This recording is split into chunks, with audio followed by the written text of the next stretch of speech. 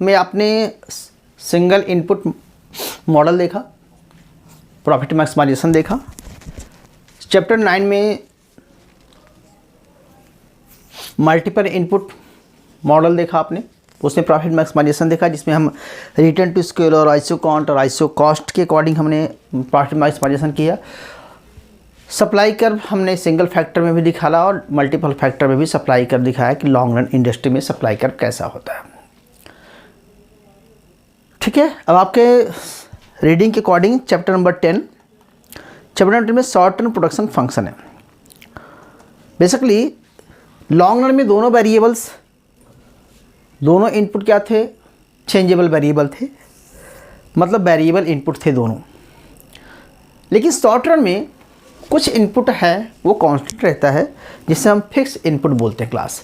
तो basically short run production function वो है कि जिसमें कुछ फैक्टर, एक फैक्टर या दो फैक्टर जो भी कह सकते हैं, सम फैक्टर फिक्स फैक्टर होते हैं, कुछ फैक्टर वेरिएबल फैक्टर होते हैं। तो जो वेरिएबल इनपुट है वो चेंजेबल है। अगर मैं एज्यूम करूँ कि कैपिटल को यहाँ पर हम फिक्स वेरिएबल मान लेते हैं और लेबर को हम वेरिएबल इनपुट मान लेते हैं और कैपिटल को हमने फिक्स इनपुट मान लेते हैं, तो लेबर और कैपिटल 2 फैक्टर लेते हैं यहाँ पर। तो जो प्रोडक्शन फंक्शन बनेगा क्लास, ऑलरेडी हम कर चुके हैं लेकिन एक बार रिकॉल करता हूँ। प्रोडक्शन फंक्शन है, उसको कैसे लिखेंगे, सो नोट डाउन करते जाना, मैं बताता हूँ प्लीज़, एक मिनट बेटा, कहाँ गया भाई, ओके। सो चलिए, अगर हम क्लास ऐसे लिखें कि y जो प्रोडक्शन फंक्शन है x1 और x0 लिखा गया। x0 का मतलब हमने यहाँ पर आपके बुक्स में लिखा हुआ है x2 है, ठीक है, x2 है, ये दो फैक्टर हैं, ठीक है। तो अगर हम इसको कांस्टेंट मान लें, इसको हम, दिख रहा होगा यार, इसको हम कांस्टेंट मान लेते हैं, ये फिक्स इनपुट है और x1 जो है वेरिएबल इनपुट है जिसे हम लेबर बोलते हैं क्लास। तो x1 यहाँ पर हमारा क्या है, वेरिएबल इनपुट है, ठीक है, लिख लेना, वेरिएबल इनपुट है, ठीक है, जो कि चेंजेबल है टाइम के अकॉर्डिंग। शॉर्टन पीरियड है तो शॉर्टन में सारे कैपिटल, सारे वेक्टर को हम चेंज नहीं कर सकते हैं, तो कैपिटल को हमने कांस्टेंट माना है, लेबर को हमने चेंजेबल माना, तो इसमें ये वेरिएबल इनपुट है, ये फिक्स इनपुट है क्लास, ठीक है, ओके। सो इसको हम डिनोट कैसे करेंगे, आपकी बुक में देखो डिनोट किया गया है क्लास, इसको x1 और इसको x02 ऐसे लिखा गया है, मतलब x1 और x02, मतलब जीरो का मतलब यहाँ पर है कि इसकी जीरो है, मतलब इसकी क्वांटिटी एक टाइम पे कांस्टेंट है, यानी कि जीरो है। तो चाहे x2 लिखें, मतलब आप एज्यूम करना है कि ये आपकी जीरो क्वांटिटी है, ठीक है, क्लियर है। अच्छा, अब आपको ये देखना क्लास कि प्रोडक्शन फंक्शन शॉर्ट रन में कैसा बना कि एक वेरिएबल, और इसी को रिटर्न टू फैक्टर बोलते हैं क्लास, रिटर्न्स टू फैक्टर, यानी कि एक लेबर को, हाँ, इसको बोलते हैं law of proportional variable factor, law of variable proportions. Law of variable proportion मतलब कि जैसे आप प्रोपोर्शन को चेंज करेंगे, लेबर और कैपिटल के रेशो को चेंज करेंगे, क्योंकि लेबर का, कैपिटल तो कांस्टेंट है, लेबर चेंज करेंगे तो कैपिटल और लेबर का रेशो चेंज होता जाएगा, तो इसको बोलते हैं लॉ ऑफ वेरिएबल प्रोपोर्शन, और उसके अकॉर्डिंग प्रोडक्शन भी चेंज होता जाएगा क्लास। तो बेसिकली यहाँ पर देखा जाए तो एक का इम्पोर्टेंस तो है, लेकिन वो कांस्टेंट है, वो चेंजेबल नहीं हो रहा है। शॉर्ट रन में बस इतना ही है क्लास। अब इसका प्रोडक्शन फंक्शन कैसे बनेगा, ये बन गया। अब इसकी शेप कैसे बनेगी, जैसे उसमें बताया था आपको कि कनकेव का एक टाइम के बाद कन्वेक्स, ठीक है, कनकेव कन्वेक्स का दोनों का कॉम्बिनेशन होता है सिंगल फैक्टर के साथ। तो क्या पर मल्टीपल फैक्टर के साथ ऐसा बनेगा, क्योंकि हमें मल्टीपल फैक्टर में अगर लॉन्ग रन में बात किया था तो लॉन्ग रन में तो दोनों को हमने चेंज करके दिखाया था, तो आइसो काउंट बना था।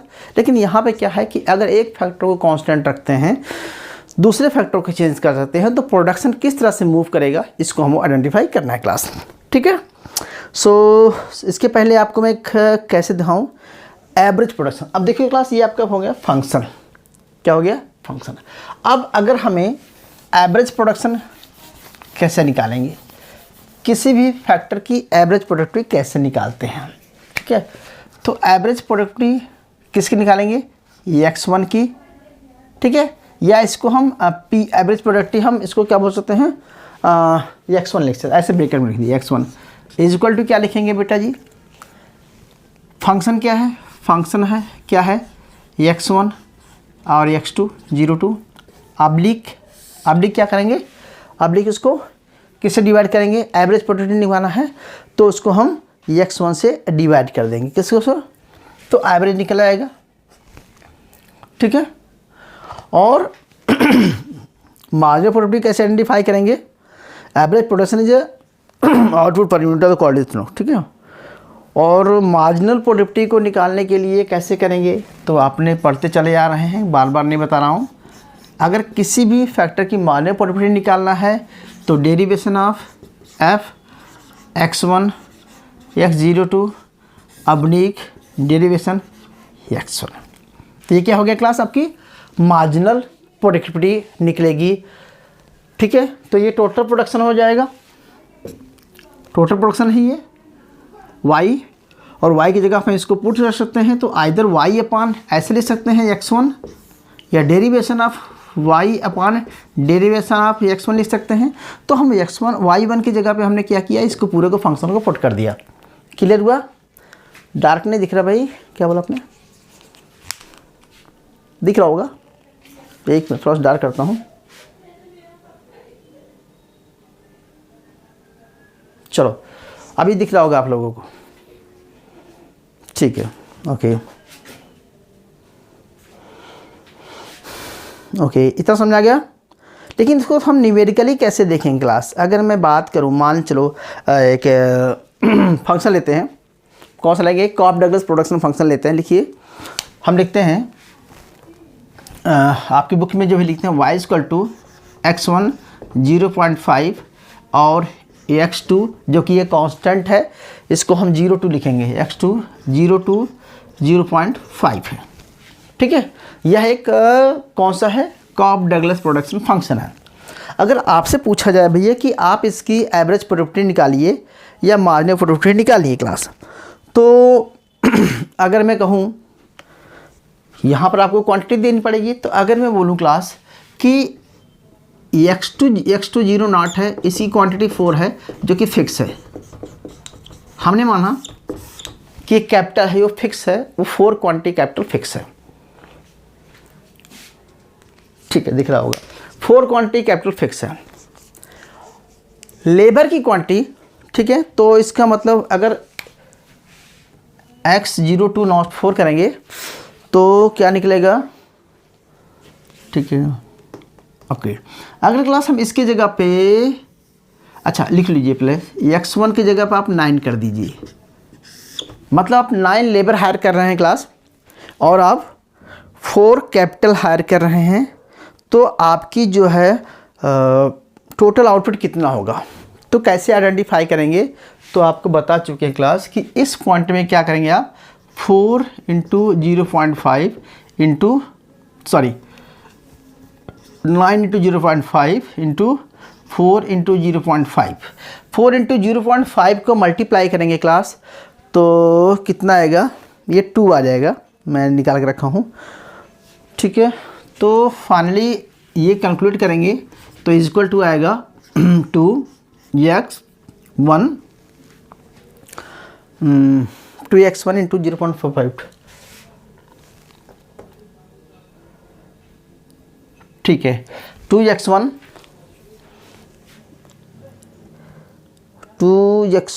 एक देखो, इस फार्मूले को बहुत सिंप्लीफाई करते हैं क्लास, तो क्या निकलेगा, x1 0.45, ठीक है, तो यही आ रहा,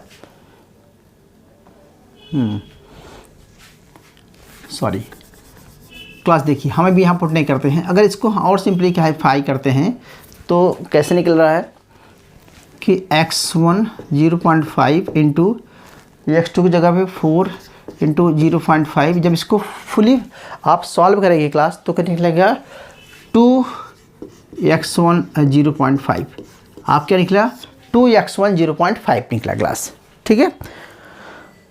तो अब आप क्या करना है, कैलकुलेट करना है class average productivity marginal productivity. तो बेसिकली हमारा ये प्रोडक्शन फंक्शन था। इस फंक्शन में फिक्स फैक्टर रहने के बाद हमने ये फंक्शन बना दिया 2x/0.45। अब अगर हम यहाँ पर x1 की अगर 9 क्वांटिटी करते हैं तो टोटल प्रोडक्शन कितना आएगा?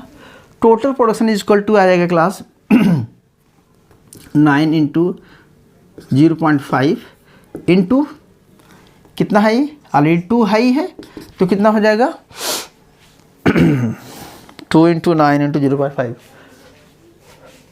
सॉरी सीधे आप रख दीजिए ना बेटा जी, ये रख दीजिए 2 इसके into 9 into 0.5 is equal to हो जाएगा 2 into 6, 2 into 3 is equal to 6। मतलब टोटल क्वांटिटी कितनी आ गई? टोटल प्रोडक्शन हो गया 6 क्वांटिटी का। क्लियर है? ओके। और अब क्लास अगर एवरेज प्रोडक्टिविटी निकालना है तो कैसे निकालेंगे? तो एवरेज प्रोडक्टिविटी कितना होता है?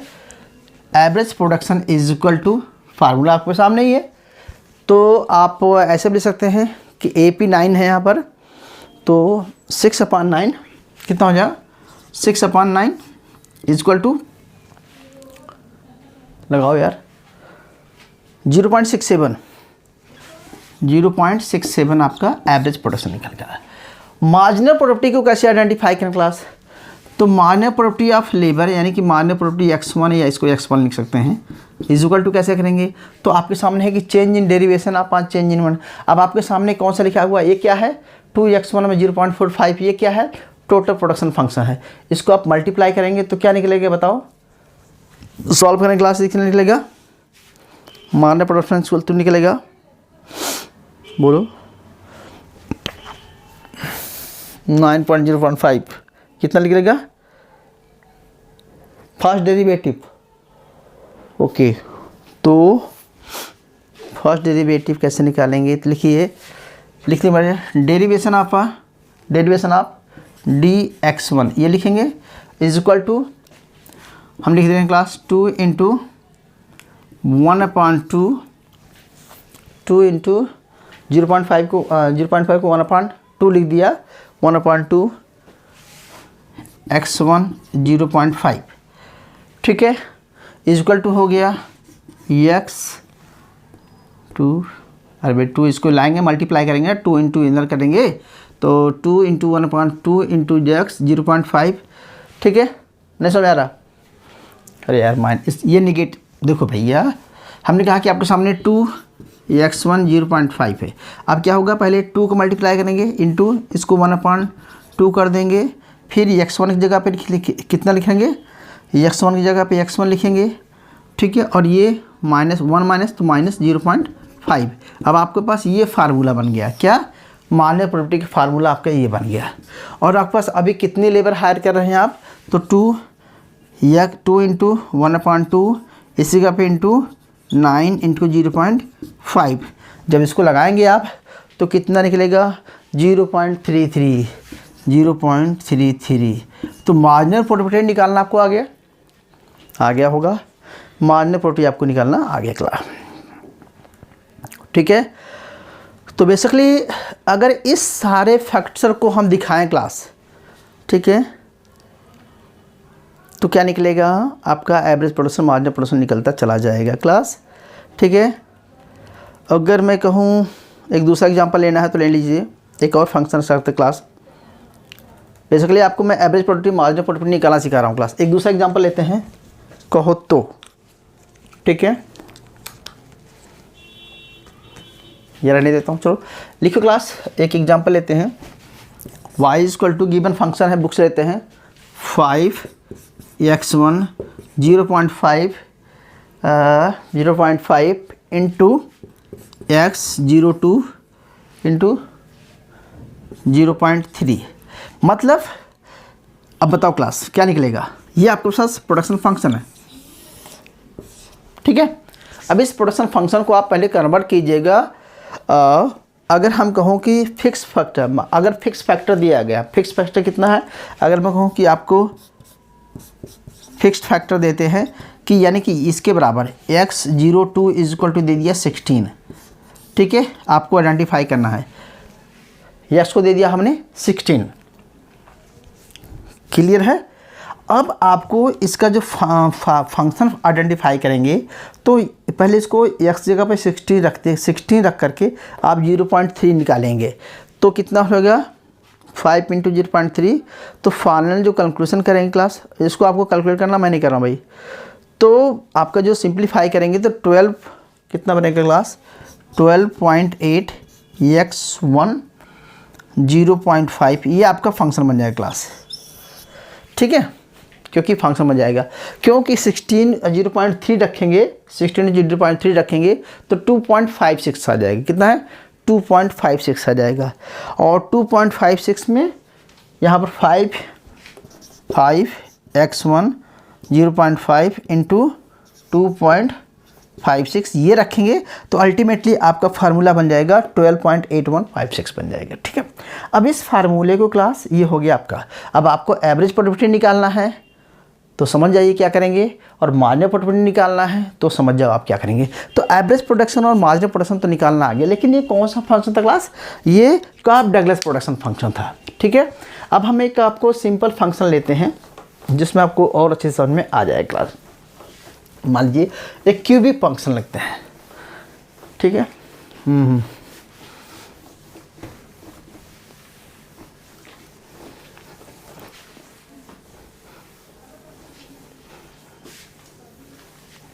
चलिए एक बुक से ले लेते हैं, रुको मेरे पास बुक होगी क्लास। ओके, सो क्लास एक फंक्शन और लिखिए आपको एक फंक्शन देता हूँ है। ठीक है, मान लो क्लास क्यू प्रोडक्शन है is equal to -L3 plus beta L square plus alpha L। मतलब ये कौन सा फंक्शन है, कोई बताएगा मुझे? यह प्रोडक्शन फंक्शन है, लेकिन ये क्यूबिक प्रोडक्शन फंक्शन है, क्वाड्रेटिक नहीं है, क्यूबिक प्रोडक्शन फंक्शन है क्लास। ठीक है, या इसको alpha L plus beta L square minus L cube 3 लिख सकते हैं। Alpha L plus beta L square minus L cube ऐसे भी लिख सकते हैं। ठीक है, तो ये आपके सामने एक फंक्शन है क्लास। और एज्यूम करो कि अगर मैं आपको एक फंक्शन देता हूँ क्लास, लिखिए सपोज दैट आपको गिवन है, अगर मैं कहूँ कि -L3 plus 15L square plus 10L minus, ये माइनस का साइन है प्लीज़। ठीक है, तो दिया गया है क्यू। अगर ये आपके सामने एक फंक्शन आ जाता है, अगर आपके सामने क्या है, एक प्रोडक्शन फंक्शन हो जाता है बेटा जी, तब आपको अगर बोलूं कि इस प्रोडक्शन फंक्शन गिवन है और इस गिवन प्रोडक्शन फंक्शन को आपको आइडेंटिफाई करना है, एवरेज प्रोडक्शन और मार्जिनल प्रोडक्शन आइडेंटिफाई करना है और टोटल प्रोडक्शन फाइंड करना है। ठीक है, एज्यूम करो कि मैं कह रहा हूं बेटा जी कि मान के चलो आप 5 लेबर हायर कर रहे हैं। अगर मैं कहूं कि यहाँ पर जो फिक्स है फैक्टर है, ठीक है, फिक्स फैक्टर कुछ है, सो 0 मान लेते हैं, फिक्स फैक्टर है। अब यहाँ पर हमें लेबर है, लेबर को अगर मैं मानूं कि आप 5 लेबर हायर कर रहे हैं तो टोटल प्रोडक्शन कितना हो जाएगा। तो क्या करेंगे क्लास, 5 3 प्लस 15 5 2 प्लस 10 एंड 5, यही तो होगा। और इसको जब सॉल्व करेंगे क्लास तो कितना निकलेगा, ये टोटल निकलेगा 300। कितना निकलेगा 300। तो टोटल प्रोडक्शन क्यों निकला 300। एवरेज प्रोडक्टिविटी क्या निकलेगी, एवरेज प्रोडक्टिविटी निकालने का तरीका क्या क्लास, तो एवरेज प्रोडक्टिविटी क्या करेंगे, इस पूरे फंक्शन को क्या करेंगे, यल से क्या करेंगे आप डिवाइड करेंगे, किससे, यल से डिवाइड करेंगे। तो इसका फार्मूला कैसे बनेगा बताएंगे कोई? ठीक है, तो एवरेज प्रोडक्टिविटी इक्वल टू होता है एवरेज प्रोडक्शन ऑफ x1 जो भी माने हैं या L1 इक्वल टू हो जाएगा क्या, इक्वल टू हो जाएगा -L3 plus 15L square plus 10L oblique के दीजिए क्लास, और अब्लिक करेंगे किससे, 5 से। तो बेसिकली क्या आएगा, अगर देखा जाए तो इसको डिवाइड कर दीजिए 300 से अपॉन 5 से। ठीक है, तो 5 30, एवरेज कितना आएगा 60 आएगा। कितना है क्लास? 60 आएगा। 5 अंक, ठीक है, 5 अंक 60 आ जाएगा। लेकिन अगर ऐसे डिवाइड करें, आप सिर्फ फंक्शन की बात करें तो क्या निकलेगा? ठीक है, तो -L3 15L² है, तो कैसे निकलेगा?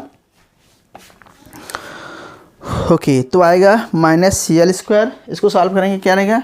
-L² प्लस कितना आएगा? 15L + 10, कितना आएगा? 15L + 10। ये क्या होगा क्लास? ये आपका एवरेज प्रोडक्शन आ जाएगा। क्लियर है? अब इस एवरेज प्रोडक्शन में अगर आप 5 रखेंगे, 5 5 5, तो देखेंगे तो कितना आएगा क्लास आपका? यह भी 60 ही आएगा। मेरी बात समझ गए? ओके। अब मैं कह रहा हूँ कि अगर आपको मार्जिनल प्रोडक्टिविटी ऑफ लेबर निकालना है तो कैसे करेंगे? First derivative. अब फर्स्ट डेरिवेटिव क्या है? ये फंक्शन है, इसका फर्स्ट डेरिवेटिव निकालिए, क्या आएगा? हर चीज़ मैं क्यों बताऊँ भाई? फर्स्ट डेरिवेटिव क्या होगा? माइनस, बताओ भाई, -3L² -3L कितना बचेगा? स्क्वायर प्लस 15L बचेगा प्लस 10 बचेगा, यही तो बचेगा। -15L इंटू -10, ये बचेगा क्लास, दिख रहा भाई? ठीक है, ये आपका बचेगा। ठीक है, एवरेज, तो ये मार्जिनल हो गया। और अगर आप इसमें 5 क्वांटिटी पुट करेंगे तो शायद निकलेगा कितना? निकाल के देखो भाई, मुझे नहीं पता क्या आ रहा है। ठीक है, या ऐसा भी कर सकते हैं कि मार्जिनल प्रोडक्टिविटी इक्वल टू, ऐसा भी होता है, marginal productivity L equal to total productivity P n minus total productivity n - 1। ठीक है, तो यानी कि मार्जिनल प्रोडक्टिविटी क्या होता है? एक एक्स्ट्रा यूनिट प्रोड्यूस करने से जो टोटल प्रोडक्शन में चेंज आता है। ठीक है, तो मार्जिनल प्रोडक्टिविटी निकालने का फार्मूला भी यही है क्लास। ठीक है, तो आप उसको पुट करेंगे तो निकल आएगा आपको। ठीक है, अब क्लास बेसिकली मैं ये कहना चाहता हूँ कि ये शेप कैसे बनेगी क्लास। तो अगर हम इसी क्वेश्चन को इसी मार्जिनल प्रोडक्टिविटी को, इसी एवरेज प्रोडक्टिविटी को, इसी को टोटल प्रोडक्टिविटी को फाइंड करें, तो क्लास अगर हमें ग्राफिकल प्रेजेंटेशन की बात करेंगे, अगर इसको हम दिखाएंगे तो क्या निकलेगा क्लास? यहाँ पर है भाई, यहाँ पर कहता हूँ, मान के चलो, एज्यूम करो, ग्राफ दिख रहा होगा। अगर मैं कहूँ यहाँ पर फिक्स फैक्टर है, फिक्स है, फिक्स्ड है, क्या है? कैपिटल को फिक्स कर देंगे, लेबर लेंगे, तो क्लास अगर हमने 0 लेबर हायर किया तो प्रोडक्शन क्या हो जाएगा? 0 हो जाएगा, कोई प्रोडक्शन नहीं होगा। अगर हमने 1 लेबर हायर किया तो कितना प्रोडक्शन होगा? हमने 2 लेबर हायर किया तो कितना प्रोडक्शन होगा? 3 लेबर, 4 लेबर। तो जैसे जैसे हम लेबर हायर करते जाएंगे तो आपको यहाँ पर टोटल प्रोडक्शन मिल जाएगा, एवरेज प्रोडक्शन मिल जाएगा, मार्जिनल प्रोडक्शन मिल जाएगा। तो जैसे जैसे आप लेबर को 1 बाई 1 इंक्रीज करते जाइए, पहले 1 लेबर रखिए, फिर 2 लेबर रखिए, फिर 3 लेबर, फिर 4 लेबर, ऐसे ही करते चले जाएंगे आप। तो अल्टीमेटली आप देखेंगे कि आपका जो ग्राफ बनेगा वो अलग से बनेगा। मैं डायरेक्ट आ रहा हूँ क्लास, ग्राफ कैसे बनेगा आपका, इसी इक्वेशन को आप एक्सरसाइज करके देखना। तो बेसिकली आपका जो प्रोडक्शन फंक्शन बनेगा, प्रोडक्शन फंक्शन पे एवरेज प्रोडक्शन, मार्जिनल प्रोडक्शन जो बनेगा वो ऐसा बनेगा भाई। तो आपको मैं बताता हूँ कैसा बनेगा। ठीक है, आप इस बुक्स में भी है, देखिए मैं सीधे ग्राफ बना रहा हूँ। ठीक है भाई, देखो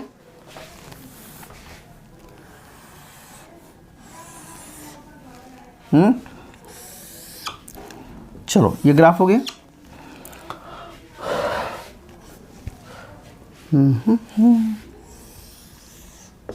टोटल प्रोडक्शन क्लास ऐसे निकलेगा। ठीक है, अगर कंटिन्यूटी आप इंक्रीज करते हैं टोटल प्रोडक्शन ऐसे निकलेगा। और मार्जिनल प्रोडक्टिविटी कैसे निकलेगी?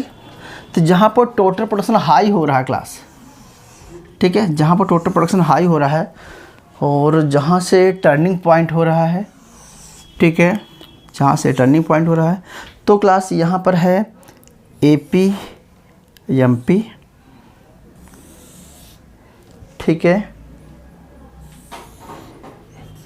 AP मार्जिनल प्रोडक्शन होगा। ठीक है क्लास, देखो ये 3 स्टेजेस ऐसे बनेगी क्लास आपको। यहाँ पर TP है, यहाँ पर AP है और MP है, मार्जिनल प्रोडक्शन है, यहाँ पर है लेबर है। ठीक है, हमने जूम किया कांस्टेंट है क्लास। तो अगर इस ग्राफ को बनाएंगे तो इसको बोलेंगे क्लास इंक्रीजिंग रिटर्न्स। क्या बोलेंगे इसको? इंक्रीजिंग रिटर्न्स, ठीक है। और इंक्रीजिंग रिटर्न होगा तो तीनों एपी और एमपी देखो क्लास क्या होगा, ये इंक्रीजिंग होगा। हमने इसको डिस्कस किया था बहुत अच्छी तरह से, क्योंकि स्टार्टिंग में क्या होता है कि मार्जिनल कॉस्ट क्या होती है, एवरेज कॉस्ट मार्जिनल कॉस्ट क्या होती है, डिक्रीजिंग होती है, ठीक है। तो टीपी इंक्रीजिंग है, एपी एमपी आल्सो इंक्रीजिंग है फर्स्ट स्टेज में। सेकंड स्टेज में क्या होता है, TP increasing but decreasing rate से होता है। थोड़ा सा ग्राफ ऐसे गलत बन गया, यहाँ जाने के बाद ऐसा होता है इंक्रीजिंग बट डिक्रीजिंग रेट से। डिक्रीजिंग रेट से क्यों होगा, क्योंकि एवरेज प्रोडक्टिविटी और मार्जिनल प्रोडक्टिविटी थोड़े समय फॉल होना शुरू हो जाता है, ठीक है। और इसके बाद एक सिचुएशन आएगी कि जहाँ पर मार्जिनल प्रोडक्टिविटी जीरो हो जाती है। जहाँ पर मार्जिनल प्रोडक्टिविटी जीरो हो जाती है वहाँ पर टोटल प्रोडक्शन क्या हुआ, हाईएस्ट हो जाता है, ठीक है। और जब टोटल प्रोडक्शन फॉल होना शुरू हो जाता है तो मार्जिनल प्रोडक्टिविटी क्या हो जाती है, निगेटिव हो जाती है। एवरेज प्रोडक्टिविटी जो है कांस्टेंट रहती है, या मतलब ये जीरो, कभी इसको जीरो एंड निगेटिव में नहीं जाती है। तो बेसिकली रिलेशनशिप कैसे फाइंड करेंगे, टीपी, एपी और एमपी में। तो बताना है कि जब टीपी इंक्रीजिंग है तो एपी एमपी आल्सो इंक्रीजिंग है। जब TP increasing but decreasing rate से है तो बोलेंगे कि एमपी एमपी आल्सो डिक्रीजिंग हो जाती है। But MP AP marginal productivity is greater than MP, और एपी थोड़ा सा फॉल होगा, फिर एक टाइम के बाद जो है एपी भी गिनना शुरू हो जाएगा। तो बहुत हार्ड डिक्रीजिंग होता है, ऐसे बनाना है क्लास। थोड़ा सा इसको हमारा ग्राफ हो गया, थोड़ा ऐसे जाएगा क्लास, ठीक है, ऐसे ही होता है, मतलब यहाँ जा करके टर्न करके ऐसे आएगा। तो बहुत हार्ड डिक्रीजिंग हो जाता है, ठीक है। जब टीपी हाईएस्ट होता है, फॉलिंग होता है, तो एपी भी फॉलिंग होता है, एमपी निगेटिव हो जाता है क्लास जीरो के बाद। तो ये बेसिकली ये आपको ऐसे ग्राफ को प्रेजेंट करके दिखाना है क्लास, क्लियर है। तो टीपी हो गया, एमपी हो गया, ग्राफ, या बहुत ज़्यादा मैथमेटिक्स नहीं पढ़ना है क्लास।